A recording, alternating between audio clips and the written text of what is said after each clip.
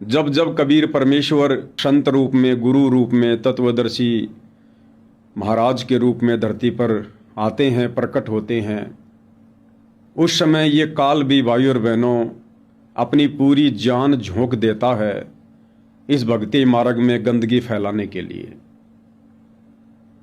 और ये काल जिसको श्राप लगा हुआ है, जिस कारण से ये साक्षात अपने वास्तविक रूप में किसी के सामने प्रकट नहीं होता है, इसकी मजबूरी है। अन्यथा इसके विकराल, डरावने, भयंकर चेहरे को देखकर कोई इसके निकट रहना भी पसंद ना करे। इसकी पूजा तो बहुत दूर की बात है। तो मजबूरी वश ये अपने तीनों पुत्रों ब्रह्मा, विष्णु, महेश के माध्यम से जगह जगह प्रकट होकर अज्ञान फैलाता है, पाखंड फैलाता है।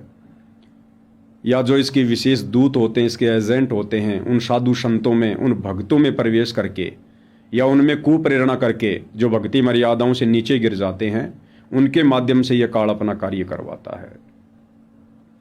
तो वर्तमान में कलयुग की बिचली पीढ़ी का समय है। हालांकि देश दुनिया वालों को इन शब्दों की विशेष जानकारी नहीं है कि कलयुग की बिचली क्या होती है, कलयुग की बिचली पीढ़ी क्या होती है, ये काल कौन है, सृष्टि रचना क्या है, शतलोक क्या है। ज़्यादातर लोगों को इन शब्दों का पता नहीं है, लेकिन जिनको पता है उन्हें सावधानी बरतनी चाहिए। तो वर्तमान में स्वयं कबीर परमात्मा जी सतलोक से चलकर गति करके अपने भक्ति विधान अनुसार इस भारत की पवित्र धरती पर संत रामपाल जी के नाम से प्रकट हैं, विद्यमान हैं। अपना तत्व ज्ञान अपनी आत्माओं तक पहुंचा रहे हैं, सतलोक की जानकारी दे रहे हैं, मोक्ष पद की जानकारी दे रहे हैं। काल ने भी वचन ले लिया था कि परमेश्वर आप नीचे जाओगे और उस समय कलयुग की बिचली पीढ़ी तक मैं इन आत्माओं को इतना आत्मिक रूप से मैला कर दूंगा, गंदा कर दूंगा। आप लाख कोशिशें कर लेना, इनको कितना ही साफ करने का प्रयास करना, ये आपकी एक भी बात नहीं मानेंगे। और भाई और बहनों, बिल्कुल वर्तमान में ऐसा ही हो रहा है।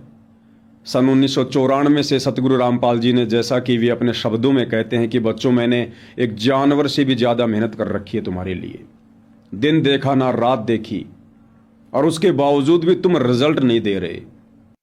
तो इतना मेहनत कर रखी दास रे, 27-28 साल हो गए इस माटी में माटी मिला दी, पशु से भी ज्यादा मेहनत करती, और फिर भी तुम रिजल्ट नहीं दे रहे, तो दुख आता दास को।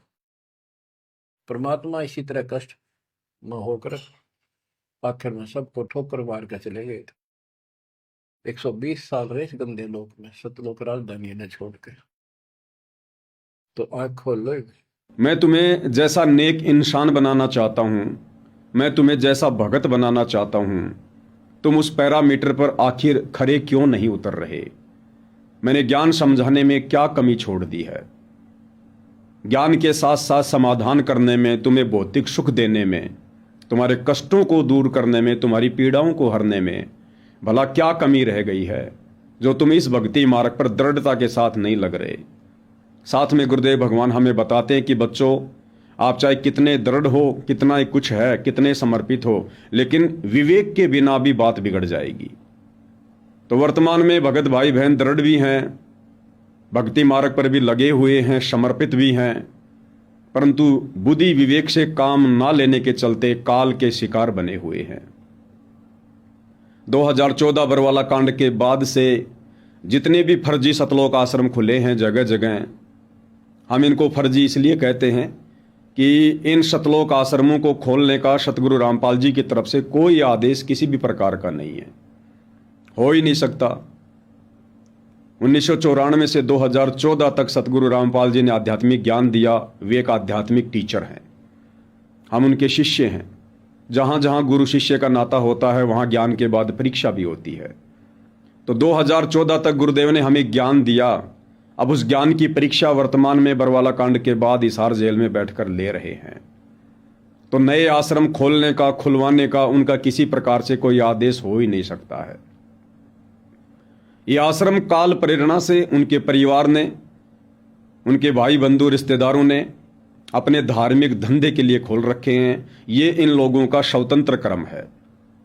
स्वतंत्र कर्म क्या होता है? जब आप सत्संग सुनेंगे, कबीर सागर का सरलार्थ पढ़ेंगे तो पता चलेगा कि हमारा जो भाग्य बनाया जाता है, हमारे शुभ और अशुभ उन कर्मों को जोड़ के हमारा जो प्रारब्ध बनता है, जो किस्मत बनती है, उसमें से 25% जो कर्म होते हैं उनकी हमें छूट दी जाती है।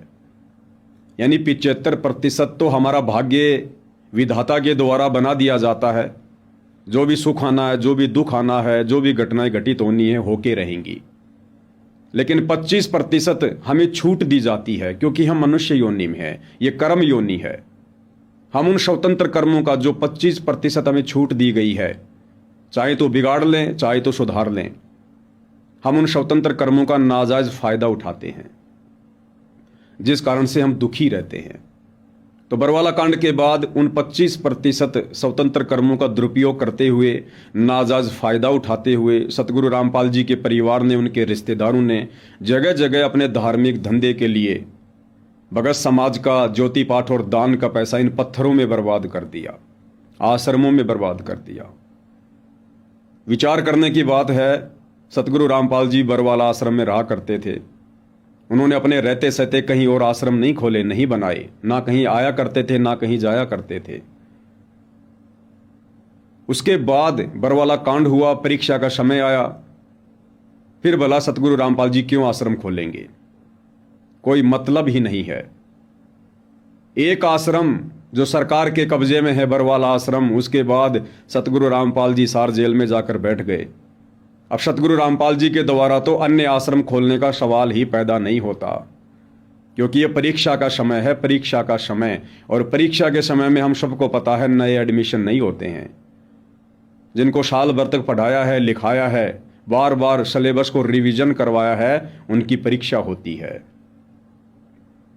तो वर्तमान में सतगुरु रामपाल जी परमेश्वर जी का कलयुगी परिवार काल प्रेरणा से उन 25% स्वतंत्र कर्मों का दुरुपयोग कर रहा है।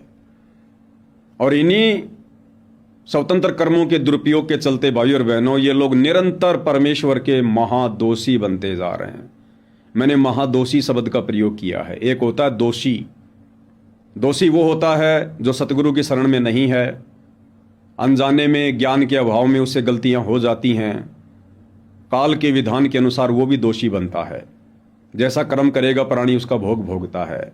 लेकिन महादोषी वो होता है जो सतगुरु की शरण में आने के बाद, हर प्रकार से धर्म कर्म से भली भांति परिचित होने के बाद, फिर वो यदि जानबूझ के गलतियां करता है, जानबूझ सांची तजे करे झूठ से ने, ताकि संगत है प्रभु शौपन में भी ना दे, फिर वो भगत, वो व्यक्ति सतगुरु का महादोषी होता है। और सतलोक आश्रम मैनेजमेंट हरियाणा ने, सतगुरु रामपाल जी के कलयुगी परिवार ने भाइयों और बहनों इतना दोष कमा लिया है, इतना दोष कमा लिया है, ये जन्म तो आप छोड़िए, आने वाले असंख्य जन्मों तक इन आत्माओं का इस काल के लोक से मोक्ष नहीं हो सकता है। ये भक्ति विधान कहता है, यदि आप जरा भी बुद्धि विवेक का इस्तेमाल करो तो।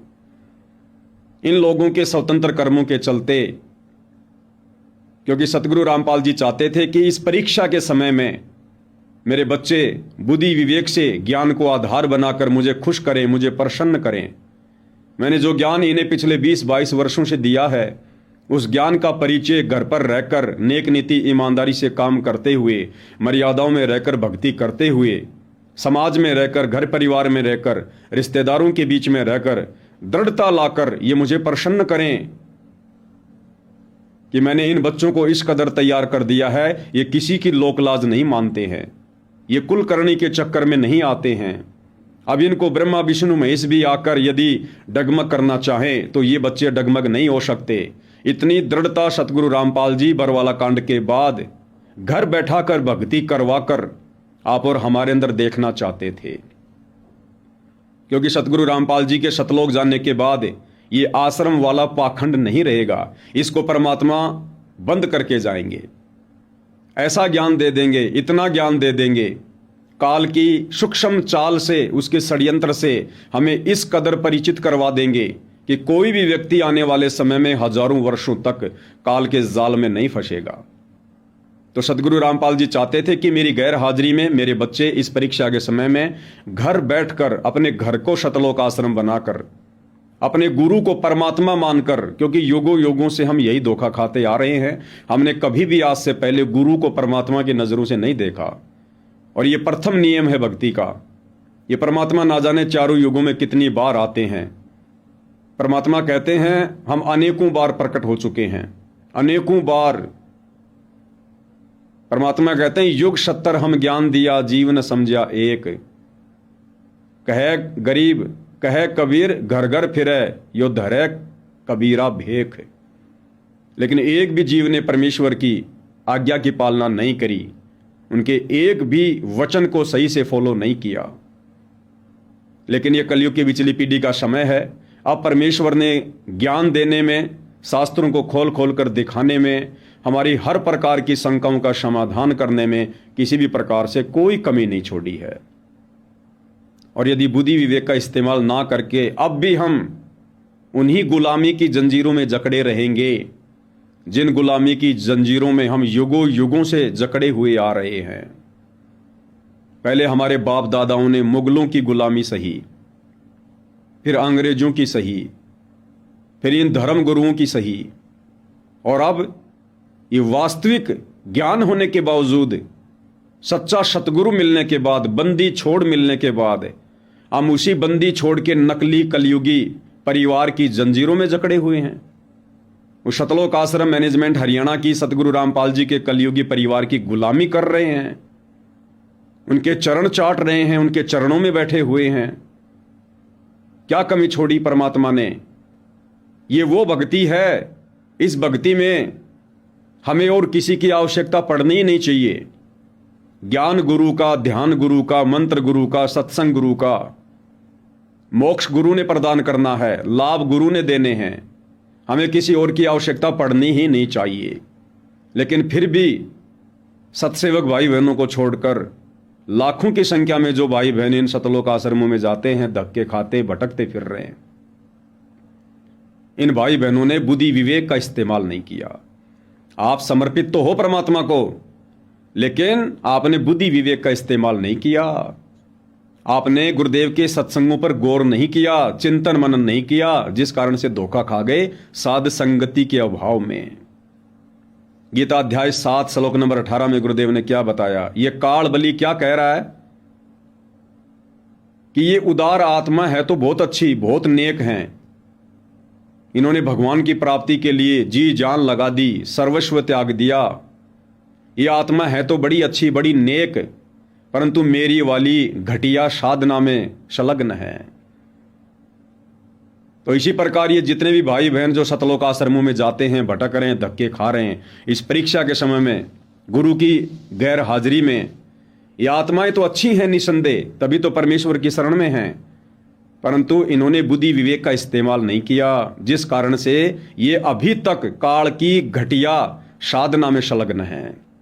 आप सोच रहे हम तो सतगुरु रामपाल जी के भगत हैं, नाम भी ले रखा है, उनके द्वारा दी गई तीनों समय की आरती भी करते हैं, मंत्र भी जाप करते हैं। आप चाहे कुछ भी कर लो, कितना भी कर लो, परमात्मा कहते हैं जहर का चाहे एक गिलास भर के पी लो, चाहे एक टपका जीभ पे रख लो, जहर जहर ही होता है। तो मर्यादा तोड़ के, सतगुरु को दुखी करके इस परीक्षा के समय में आप चाहे दिन रात भक्ति करो, सतगुरु को वो भगत पसंद नहीं है।